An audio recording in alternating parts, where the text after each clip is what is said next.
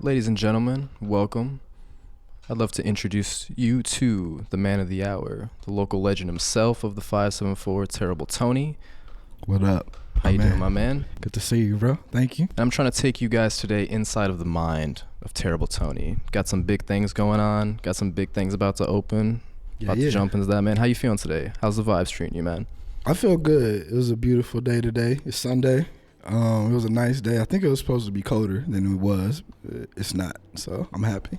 Yeah, beautiful Sunday, coming off of a good Saturday from the Lang Lab. Amazing show. Shout out to the Zine Fest.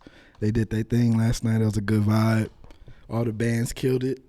So yeah, good energy. Good energy that transfer, like you said, from last night to today. Getting ready for this show. Always good energy at the Lang Lab, man. For real. Always. For real. Always. So let's just jump into it, man. I just wanted to ask you, what's your first creative memory? What's your earliest creative memory, so to speak? Question. My first creative memory, definitely drawing. It took me a long time to start painting, but I always used to like to draw. So I would say probably like drawing, like comic book characters, Sonic the Hedgehog, Doug, like that type of stuff. Okay, so being like probably 5, 6, like just trying to copy characters, I would say, yeah, Nicktoons, Fox Kids, Cartoon Network, all that. So yeah, cartoon, 90s kid for sure. Okay, and so was that something that just started as like just these doodles in your spare time, but did it grow? Yeah, literally. How did that grow for you? It's always been just something I've enjoyed doing. I don't know if my idea of what I wanted to do in life has changed like all throughout my life. So it's always been some sort of art, whether it was I wanted to be a comic creator or a video game developer. It was always been something. Just hearing that about like Sonic, like being like something that was like a early memory for you, like something like a cartoon that you saw. So media, I feel, plays a big part in your work. So I wanted to ask you, how do you feel about the label of pop art? It makes sense to me because, yeah, it's art based off of popular culture. So, yeah, whatever is kind of popular in the current zeitgeist, I guess, yeah, it can easily fall under the pop art, label. But I know that I have other elements to my art other than pop, but I would say pop is probably the strongest influence of just like, yeah, whether it's like music, icons or cartoon characters or sports people. Just whatever kind of like getting humans excited in that moment has always been some sort of inspiration. Not always. Sometimes humans get excited for weird stuff. But and you do add your own element to the media that inspires you. So how do you try to avoid categorization, even if it's something you're not even thinking about, if it's something that just subconsciously happens, like avoiding that label or being put in a box, so to speak? Yeah, that's a good question too. I saw a quote recently that's been resonated with me a lot, but from Rick Rubin, and he was saying that the best way to serve the audience is to ignore the audience, and I try to follow that philosophy, because when you get caught up into like the boxes and to trying to satisfy everybody, you start kind of like lose the power of the art a little bit, because you're trying to like make other people happy before yourself. Word. I think art has always somewhat been like a therapeutic thing for me. So even before I knew how to even make money off of it, I was making it just because I loved it, and because it felt right. So I never want to like get so caught up in like all the other stuff that I forget that, because the pure feeling is like where the art comes from, not the money. When you, if that makes sense, when you start focusing on the money, it's like, that's kind of when people don't mess with it. But it's like when you just being yourself, I feel like people kind of gradually like gravitate towards it more natural. So, how would you say you develop that distinctive style that you have curated? Yeah, I would honestly say boredom. Just like, I've switched my style up a lot throughout the years and throughout my life. But yeah, just getting really good at a certain style, and then it just kind of loses its fun because, you're just doing the same thing over. So you got to always add like a new element into it to kind of keep it fun and fresh. So yeah, just like the smear stuff. I used to buy like, paint brushes from like Joann's, R.I.P. Joann's. Y'all held it down. So what are some of your foundational influences, in terms of whether it be a comic, an anime, a movie that stuck with you? Like, what were some of those early striking of your chords of inspiration? Yeah. Again, I grew up in the 90s, so a lot of the like typical answers, but like it's just the truth, Again, Sonic, I love that that's even still popular in this day and age. I got nieces and nephews that love it now, so it's a cool full circle moment. But Sonic, Dragon Ball Z, we were talking off Cam earlier, like Cowboy Bebop, like just the classic animes when they were like coming to America for the first time. Those were just like. But tell me more about that, because we're talking about that earlier. Just you experienced firsthand that wave of anime and how much it's accepted in the pop culture in the mainstream now. Tell me, what was that like? It was being there in the front lines for that. It was lit because you had to literally like run home from school to watch Dragon Ball Z, or you gonna miss the episode. It wasn't no streaming. It wasn't no. I guess unless you was taping it or something, but yeah, there wasn't no. You can just binge watch things. It was like, it's coming on first. The new episode is coming on right now. Hurry up and get home. Catch Toonami. What else was it? It was Dragon Ball Z, Yu Yu Hakusho, Outlaw Star. Just like all those, just cool, Bounty Hunter. Just cool artwork. We talk about the music of the series. I just never seen like a full packaged animation that like cared so much about the arts all around. Cause I feel like the stuff in America was like kind of more silly. Like Cowboy Bebop it's fun and it's funny, but it's also like serious elements to it. And then they have like blues music and just a lot of the references to the titles were like references to like, rock and blues songs and stuff. So it was just like so coded that as a kid, I didn't know what a lot of that stuff meant. I just liked it. But as I got older and got more cultured, I started to kind of see just like the like I said, the more coded elements of these animes and how much they put into the art. It was inspiring.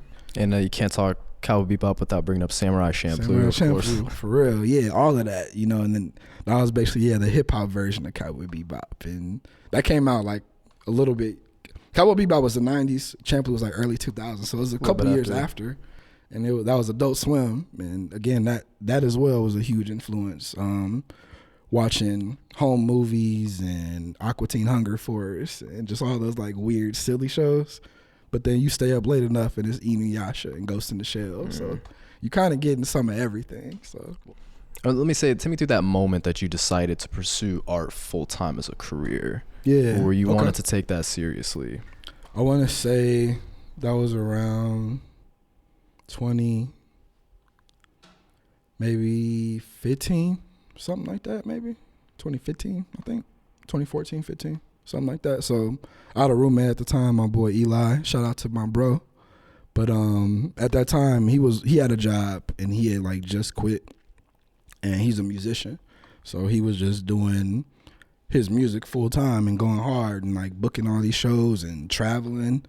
And he had a good job, he had the security and all that, but it was like, I don't know, just seeing him just say F it and go for it was a huge inspiration, because I just see him every day get up and be grinding. And, I feel like you are what you like surround yourself with. So I couldn't help but to kind of follow suit with that energy, seeing him wake up and he's like, as soon as he gets up, he's working on his music. So not shortly after, I'll be on the same with my art. I had like a little art room to the side. He'd be in the studio, and we had a lot of homies like always kind of pulling up to the house. Shout out Ricky and Jesus.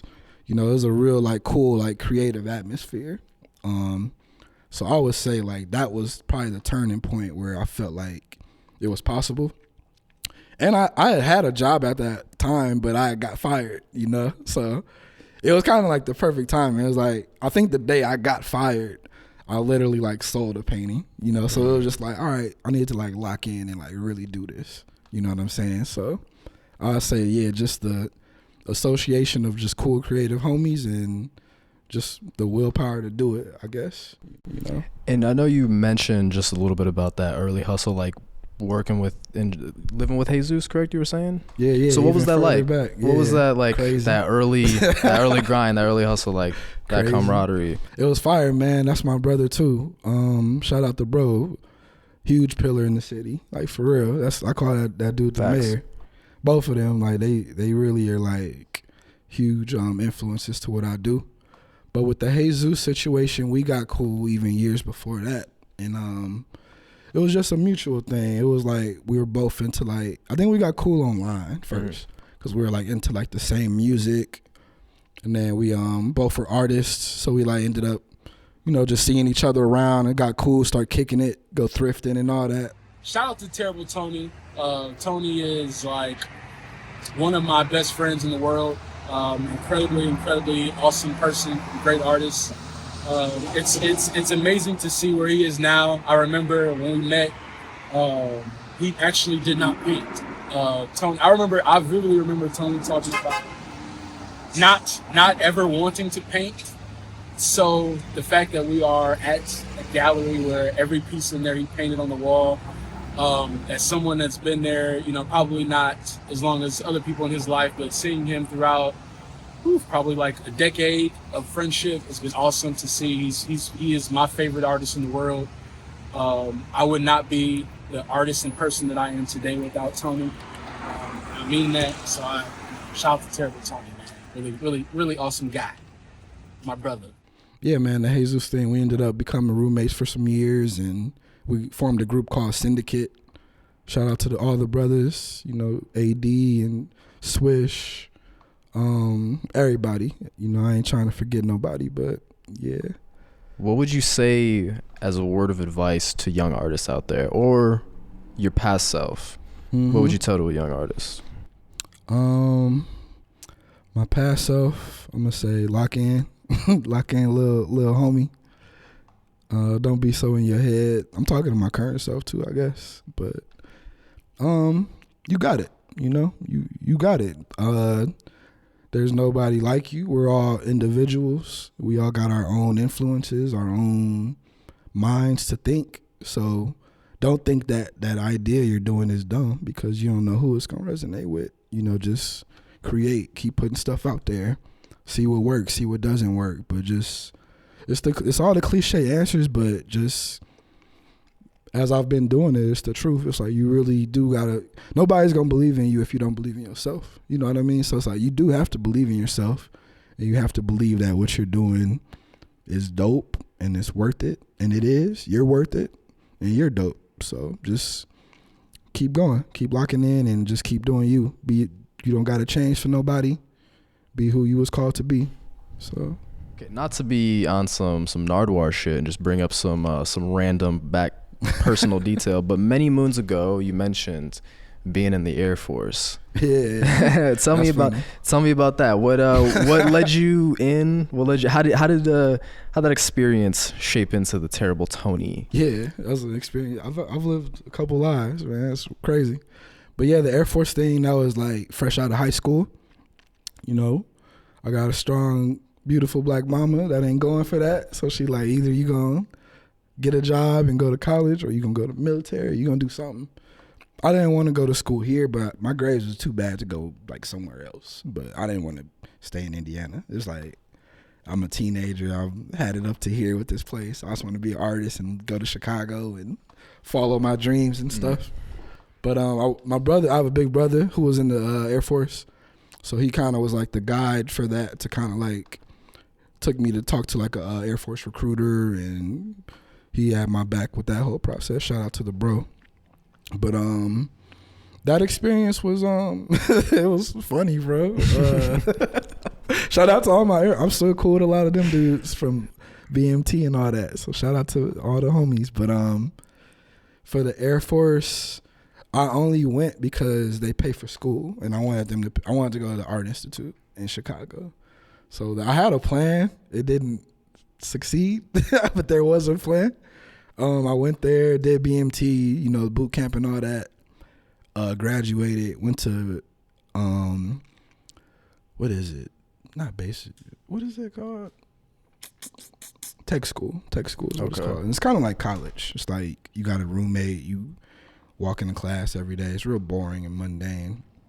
But that's the part where it was like, yeah, I don't think this is for me.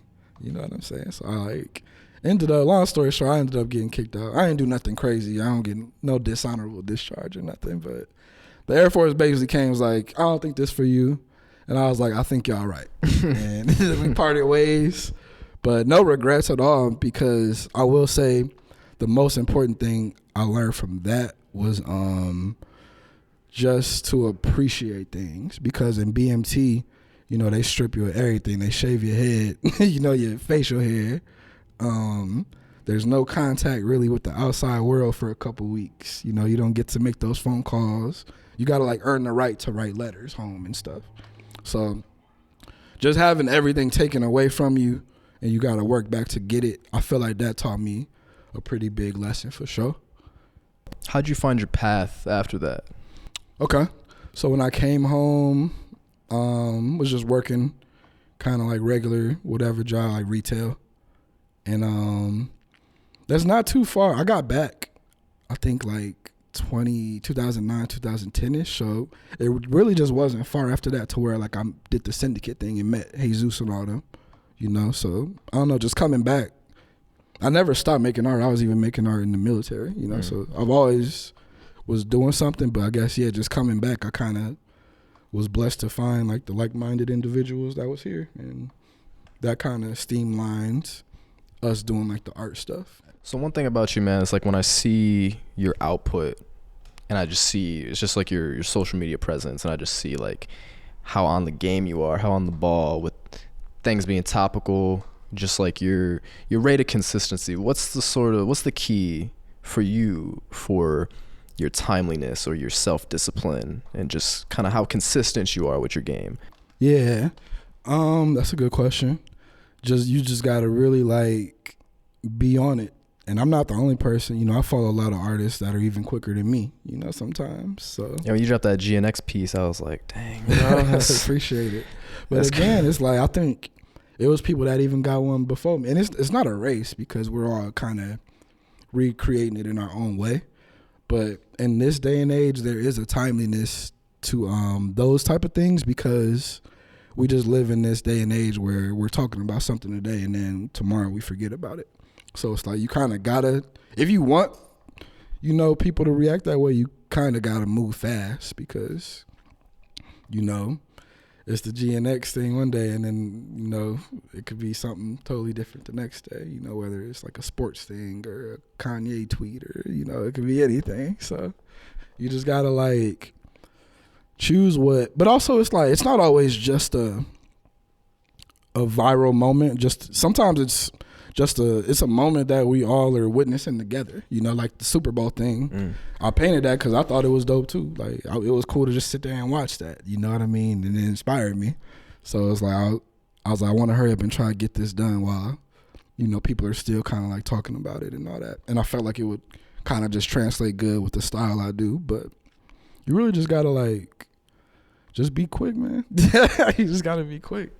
And to be real with you, like, I never feel like I don't ever feel like I'm putting out a huge output or like I'm doing enough. So I think it's also that, like, always chasing something. Like, I don't know what it is I'm chasing, but there's just so many things like I want to create and I don't have the time to do all of it. So it's like I just do as much as I can, I guess.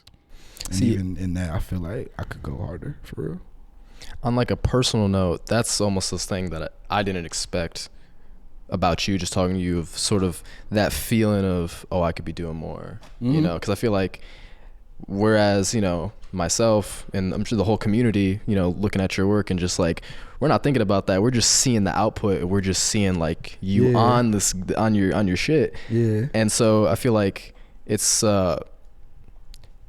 inspirational in a way, and just kind of hearing like how we maybe can all be in our heads at some point. Yeah, I'm one of those people. I live in my head, literally. Like, I'm always thinking about what's next or overanalyzing things, or, you know, all of that. I get imposter syndrome sometimes, like, but there's also times where it's like I look at a piece and be like, I killed that, you know. So it's like it's a balance, but I do get the imposter syndrome and sometimes feel like, even though I did all this work myself, sometimes it does feel like I'm not doing enough, or, you know, I don't know.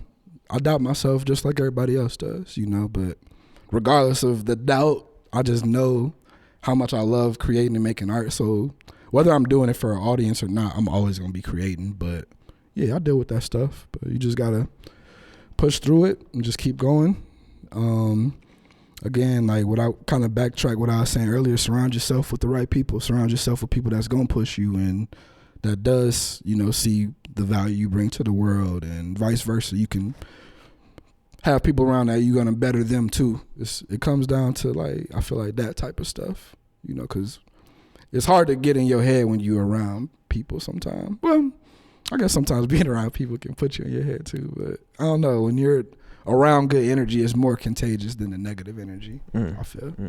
And speaking around like being good energy, I feel like a source of good energy, like we opened up the talk with the Lang Lab. So tell me about the Lang Lab, man, and how did you first get into contact with them? Like where did this relationship first bloom? With Lang Lab, my first time there ever was 2013. I went to go see The Beat, and that goes back to my guy Eli, Arthur. Shout out to Arthur, shout out to Billy, but another legendary local band around here. Our homie Wally took us to the Lang Lab 2013 to see their show. Never heard of this band, never heard of this place. As soon as you pull up, it's sketchy. It's just this weird abandoned looking building, I'm like, this is the right place?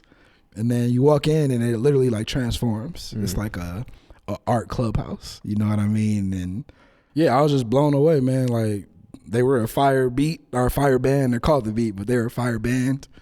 I was blown away by the energy in the place. And then from there, nothing really else came from that until years later. Just kind of like going to more shows there and kind of meeting the people. Shout out to Stephanie and Quinn and Khalil, Rami, all of them. But just fast forward years later, when they were trying to like start getting like artist studios in there, they reached out to see if I wanted one in there. And it's been amazing. I had a studio before, and that was a cool studio too, but the energy at Lang Lab is just contagious. You can go upstairs and create, and you can come down and mosh, or it might be a rap show, it might be a folk show, it might be something. Might be a zine fest. Yeah, zine fest. Gothic night is like all the vibes, and I'm kind of a person that likes a lot of different things, so it's like I love to just get all those different types of energies, you know what I mean? So yeah, Lang Lab is a very special place. We gotta like protect it at all costs, for real. And that was 2013, you said. Yeah. So how would you say like the scene in South Bend has changed over the years? Because I feel like we're kind of in like a bit of a creative boom scene right now. For sure, it's changed tremendously. I'm from here. I've been here my whole life, and I've always made art. So it went from feeling like there wasn't a place for creatives here. Maybe there was, but I just didn't see it. I didn't see people like me or people of my peers like getting together and doing creative stuff, so it's just always felt in my mind like I need to move away if I want to be an artist. And then I'll say within the last maybe 10 years, maybe a little longer, but within the last 10 years, there's been a shift of just like more community stuff happening, more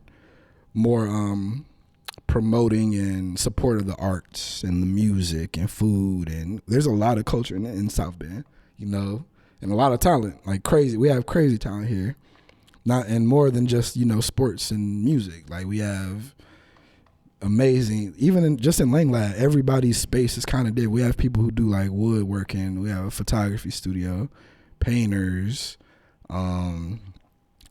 like literally for real, like something for everybody there. So I don't know. I think just places like that and places like Rocky Button, and if I'm forgetting any other like cool local places, I'm sorry. And what could you see more of in South Bend that could be brought? Maybe you bringing to South Bend, or what? Anything? That's a good question. Even this place, like I'm gonna answer that, but this gallery's only been open for a couple months. I'm the first show. I'm honored. I mean, that's a great answer. That's an honor for real, because I wanted to do this In Bloom show for a little while, but I just didn't know where. So it's like the popping up of a gallery right downtown. I feel like that can be huge for the community, because we have a museum, but we don't have an art gallery. The art gallery is like at Notre Dame. You know what I mean? That's a whole nother thing. So I think that there's a lot of potential here. Shout out to your guy and Naomi at the Bunbury. I was just gonna say, yeah, that was what I wanted to hop into next. Like, what was the story of the opening of the Bunbury Gallery and your relationship with them? I would say I can give you like a loose answer. That'll be, maybe you can interview them one day. They probably have a more specific answer.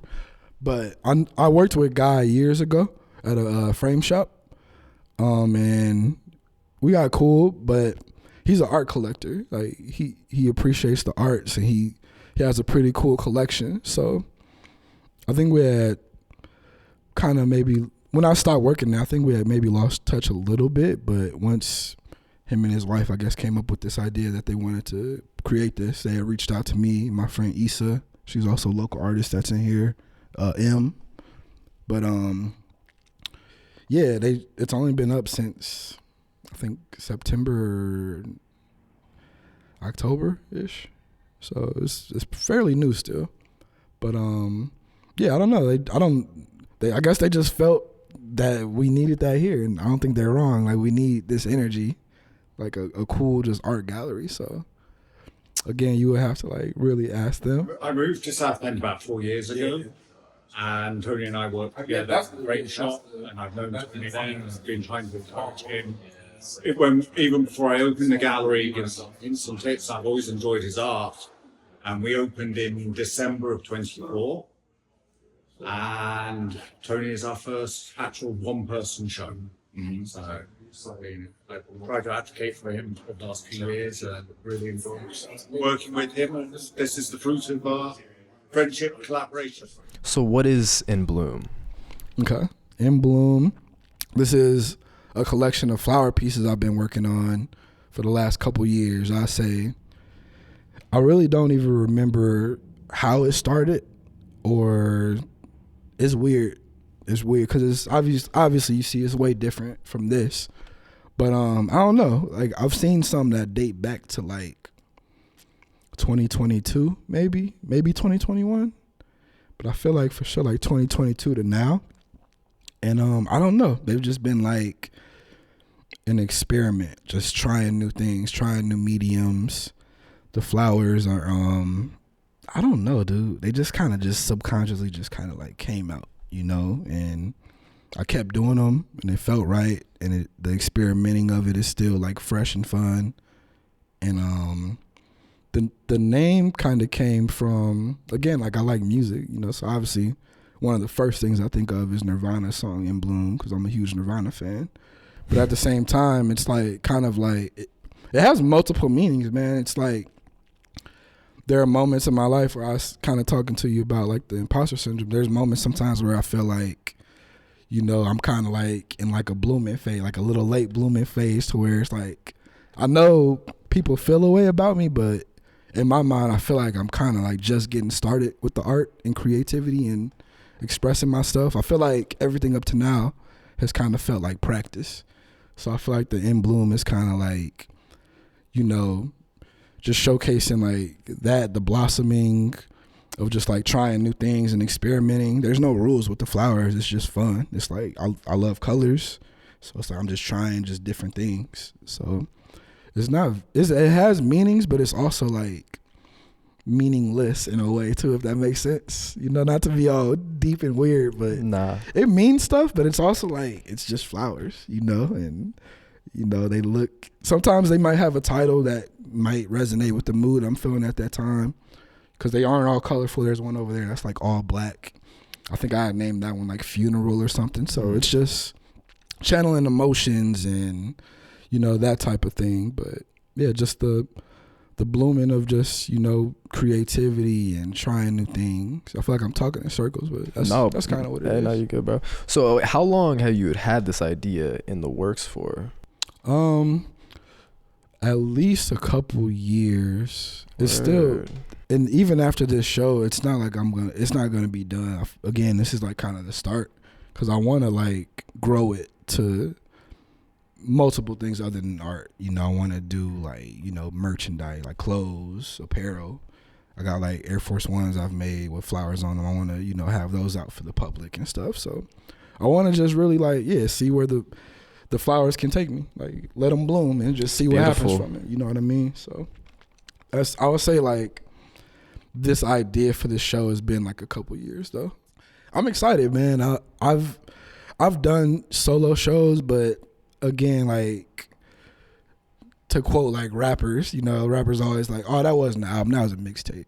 That's kind of like how my shows kind of have felt. It's like been practice, me throwing stuff out there to see what stick, but like this is like me like curating the show, curating the pieces, the music that's gonna be playing, the food, like all of that. So it's like it's exciting, and it's like the most exciting element to me, to be real, is like doing it here at home, like 574, because again, being that kid that always felt like I needed to leave here to be successful, I've grown to see that that's the farthest from the truth, and I have a lot of love and support here, and yeah, I want to just be able to do something for where I'm from, and pay homage to, like, yeah, the blooming comes from, I've been here my whole life. I've did the Air Force thing and traveled and went places, but I've been here. So it's like, I've also seen South Bend bloom, you know what I mean? Like from feeling like there was nothing to do to now there's so much to do, you can't even go to everything. So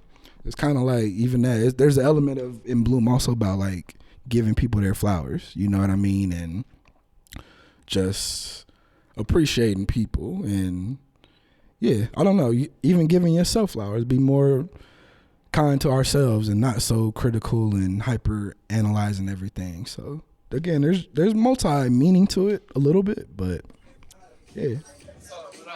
Feeling good? Feeling good. You enjoying this, man? Yeah. It's lit. Came out wonderful. Lost words, been good energy. Walked into a room full of love and all that. So, All right. we here. So for Terrible Tony, what's next for you, man? I know you're probably like, even if you're probably not even thinking about that, maybe you're just trying to get towards that's the second. That's how I work. I'm always, whatever I'm working on, I'm already kind of always thinking about what's next, and I'm trying to stop that and kind of appreciate the present more and be in like the right here, right now, instead of always like, because when you're always thinking about what's next, it's easy for you to not appreciate like what's happening. And it's like, I don't ever want to like get so lost up in the BS or the hype of stuff. Like, I want to do this and I want it to go well. But I have other shows I want to do this year for sure. So traveling, I wanted to like start off, whatever I do this year, I wanted to start it off here. So like when I do leave, it's like I can remember this and like kind of take, that South Bend energy with me wherever I go and do a show next. But I had to start it off here. But there'll definitely be more probably solo shows this year, most definitely. First day, how does it feel, man? It's almost over, but What time is it? it's almost 9. Okay. How does it feel? It feels good. The love was like more than I expected. It's overwhelming, but in the best way possible. It's like a good overwhelming. Very blessed that the city came out and showed love to friends, family, strangers,